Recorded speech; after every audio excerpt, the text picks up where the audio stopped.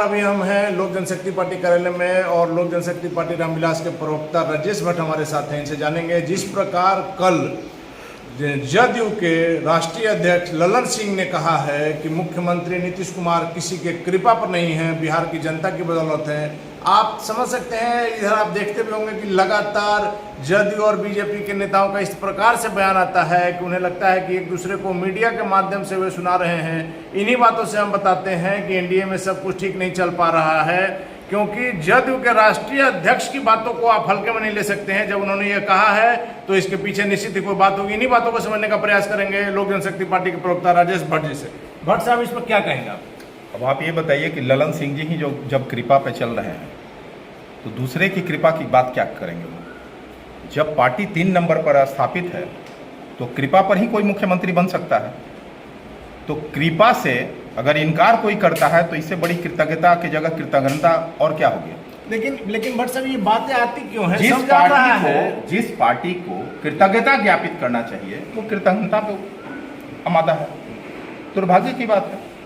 ललन सिंह जी अगर इतने बड़े नेता होते और इतने बड़े रणनीतिकार होते तो अपने जिले में विधान परिषद का जो प्रत्याशी गया उसको अवश्य जितवा लेते। तो ये तो खुशामद में ऐसे सिगुफे जो है छोड़ते रहते हैं। विधान परिषद की जहां तक बात आपने कही भट्ट साहब, ये तो लोगों का कहना है। कल नीतीश कुमार ने भी कहा विधान परिषद में भी 3 नंबर पे रहे ना जी। ये बेहद दुर्भाग्यपूर्ण बात है। अब 3 नंबर जो है ना उनके भाग्य कुंडली में लिखा गया। तो वैसे तो देखिएगा तो बीजेपी के प्रदेश अध्यक्ष भी नहीं वही तो बोल रहे हैं कि ललन सिंह जी को ऐसी बातों से परहेज करना चाहिए, ऐसे बयानों से। किसको चिढ़ा रहे हैं? आज भाजपा चाह जाए तो मुख्यमंत्री बाहर हो जाएंगे और कहते हैं कि कृपा पे नहीं है। तो किसके कृपा पे हैं? अपने बोलते हैं। भट्ट साहब, आप एक राजनीतिक मतलब इस मुगालते में एक सेकंड आपको रोक रहे हैं। आप एक राजनीतिक व्यक्ति हैं, यही जानने के लिए हम आपके पास आए हैं। मुगालते इस तरह की बातें आती क्यों? इस मुगालते में अगर वो पड़े हुए हैं अभी तक तो बेहद दुर्भाग्यपूर्ण है। ये बचपना हरकत कह लीजिए। इस तरह का जो ओछा बयान लोग दे रहे हैं वो भाजपा को चिढ़ा रहे हैं, भाजपा को अपने वजूद पर आने के लिए उकसा रहे हैं। भाजपा को इस पे विचार करना चाहिए कि मुख्यमंत्री जी अपने कृपा पे हैं कि हमारे कृपा पे हैं। आपका क्या नाम है कि बीजेपी की कृपा पर है? सब कोई, पूरे देश की जनता ये बात कहेगी। जो राजनीतिक नहीं होगा, गैर राजनीतिक व्यक्ति भी ये कहेगा कि 3 नंबर की पार्टी का मुख्यमंत्री अगर किसी राज्य में पदासीन है, सत्तासीन है, तो निश्चित तौर पे किसी की ना किसी की कृपा पर ही है। जहां तक हमारी समझ है कि गठबंधन की सरकार में राजनीति के सहयोग पर ही रहना। राजनीति और सरकार आंकड़ों का खेल है, और जब आंकड़ा अपने पास नहीं है, अंक गणित में कमजोर है, तो गणित का कहीं से ट्यूशन पढ़ लेना चाहिए, और नहीं तो कम से कम जो है कृतज्ञता ज्ञापित करते रहे लोग। नहीं तो ये बताइए कि आज भाजपा एक बार विचार कर ले तो मुख्यमंत्री का चेहरा बदल जाएगा। वैसे भी कौन सा चेहरा है? लेकिन भाजपा विचार तो नहीं कर रही। वैसे भी कौन सा चेहरा है? विधान परिषद में तो यह स्पष्ट हो गया है कि अब मुख्यमंत्री जी बिहार में चेहरा नहीं रहे, अब भाजपा के कृपा पात्र बने हुए हैं और कृपा पर अभी चल रहे हैं। आपने देखा होगा विधान परिषद का जो परिणाम आया है, अब तो कम से कम इन लोगों को शर्म आनी चाहिए। जिस मुख्यमंत्री के ये कसीदे करते रहते हैं उनका चेहरा बच कहाँ गया है? बिहार को बर्बाद करने का उन्होंने काम किया है। हाँ? दलितों की जिस तरह से उपेक्षा की जा रही है, आप देख रहे हैं कई बस्तियां। भट्ट साहब, इसी पर हम आ रहे हैं। चिराग पासवान जी ने 2 खत लिखा है। एक जो हम लोग अभी गए भी थे, आरा के डेहरी गांव में जो रेप पीड़िता से मिलने के लिए गए थे, उसके बाद बक्सर में गए थे, एक पासवान जी थे जिनका पेट्रोल पंप पर हत्या हो गई थी, और यहाँ भी जो है पुनर्वास की समस्या को लेकर चितकोरा पुल के पास हमने सारी खबर को दिखाया था कि रात में चिराग पासवान गए थे और हमने सुबह से दिखाया कि किस प्रकार से बच्चे वहां भूख से बिलख रहे। आप देखिए ना भाई, तपती दोपहरी में, इस तपती दोपहरी में जब पूरा प्रदेश जो है हीट वेव की चपेट में है, उन बच्चों का क्या आखिर कसूर है जिनके माता पिता निर्धन है, गरीब है, मजदूर है, दलित परिवार है? आज वो तपती दोपहरी में जीने को मजबूर है। वो उन बच्चों का क्या कसूर था साहब? महिला सुरक्षा की बात करते हैं नीतीश कुमार जी, महिलाओं की बात करते हैं। उन महिलाओं का क्या होगा? उस अंधेरी रात की कल्पना कीजिए जहां एक बत्ती नहीं है, एक लाइट नहीं है, एक रोशनी की व्यवस्था नहीं है, पीने की पानी की व्यवस्था नहीं है। आपने विस्थापित कर दिया और खुले आसमान के नीचे रहने को महिलाओं को, युवतियों को, बालिकाओं को मजबूर होकर रहना पड़ेगा। अब आप बताइए कि जिस हालात में वो हैं उनकी सुरक्षा का जिम्मेवार कौन होगा। अगर कोई बड़ी घटना घटती है, भगवान ना करे ऐसी कोई घटना घटे, तो उन महिलाओं के सुरक्षा का कौन जिम्मेवार होगा।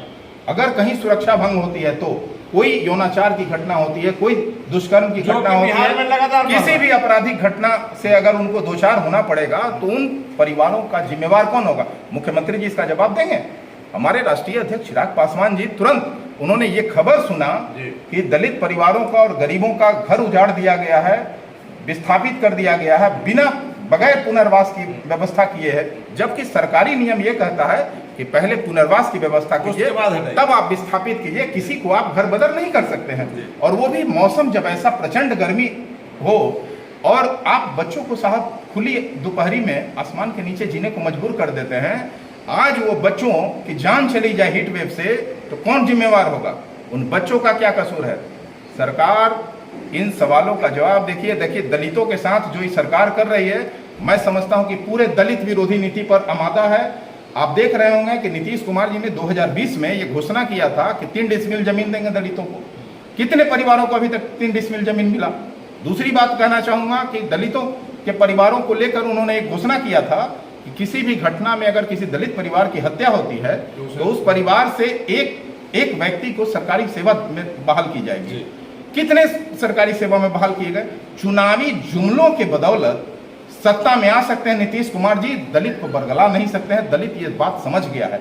आपने देखा होगा हमारे राष्ट्रीय अध्यक्ष के साथ जो व्यवहार हुआ है दिल्ली में, बाबा साहब अम्बेडकर की प्रतिमा को साहब सड़कों पे फेंक दिया गया है।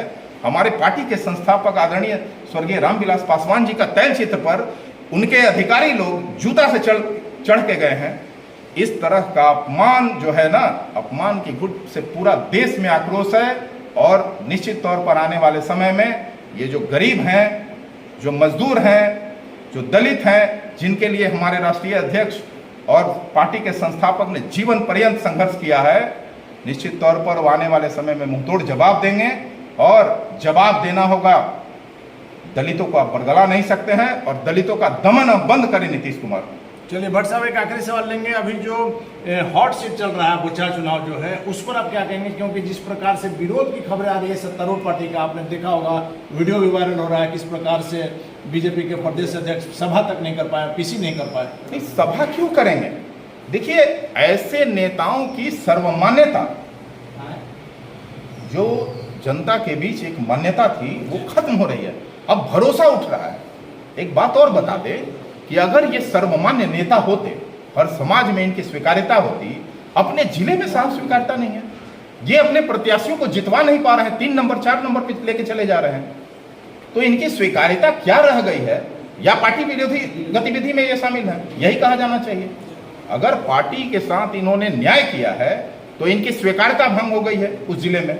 और नहीं, अगर नहीं न्याय किया है, अगर न्याय किया है, काम किया है, तो आप समझ लीजिए कि कहीं ना कहीं भीतरघात किया है। चलिए धन्यवाद सर आपका। तो ये थे हमारे साथ लोक जनशक्ति पार्टी रामविलास के प्रवक्ता राजेश भट्ट, जिनका साफ तौर पर का नाम है ललन सिंह के बयान के बाद से कि मुख्यमंत्री गठबंधन में सहयोग से ही चलते हैं। यदि बीजेपी आज समर्थन वापस ले लेती है तो फिर कुछ कहने की जरूरत नहीं। आप देख रहे हैं रवजी लाइव, खबरों का सिलसिला जारी। आप बने रहे रवजी लाइव के साथ।